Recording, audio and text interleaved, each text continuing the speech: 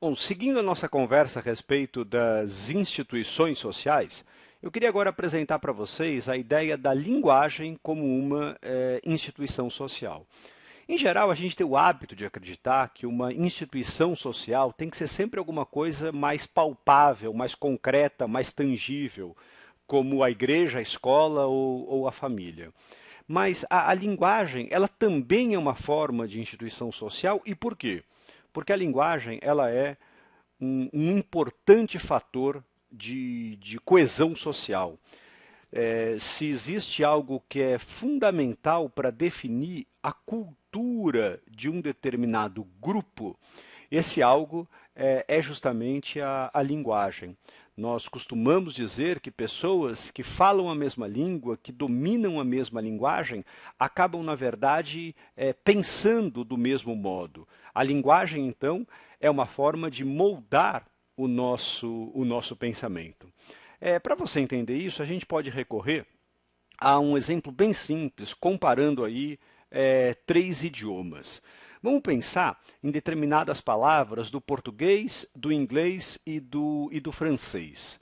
Bom, em português, se eu quiser designar o carneiro, o animal, eu vou utilizar justamente esta palavra, carneiro. Pois bem, em inglês eu diria sheep, em francês eu diria bélier.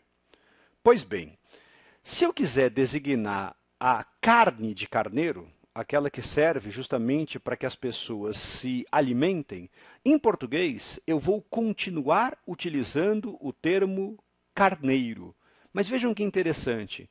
Em inglês eu passarei a utilizar mouton e em francês eu passarei a utilizar mouton.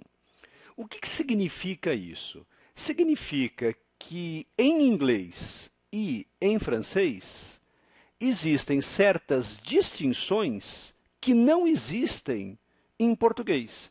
Em português, para eu saber se o carneiro é o animal ou é o alimento, eu vou necessitar de um determinado contexto. Enquanto em outros idiomas eu tenho uma distinção que se dá no interior da língua. Ora, o que isso significa? Que, na verdade, aprender inglês ou aprender francês não é como muita gente pensa aprender novas palavras.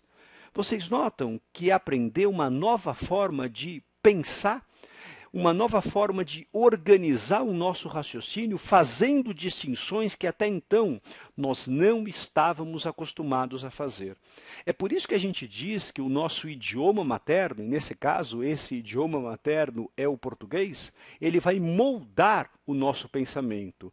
E é isso que justifica a ideia de que a linguagem funciona assim como uma importante instituição social. Bom, mas não é só a linguagem que me interessa agora. Existe uma outra instituição social que merece a minha atenção, que é a propriedade privada. Bom, aqui a gente pode retomar aquela ideia da consciência coletiva do Durkheim. Nós fomos educados para acreditar que a propriedade privada é algo absolutamente natural. Tanto é assim que veja o que diz um trecho da Constituição Brasileira, mais especificamente, artigo 5º, inciso 9º. A casa é o asilo inviolável do indivíduo, ninguém nela podendo penetrar sem consentimento do morador, salvo em caso de flagrante delito ou desastre, ou para prestar socorro, ou, durante o dia, por determinação judicial. Bom, é claro que essa noção de casa aqui, ela é ampla o suficiente para poder ser quase sinônima de propriedade privada.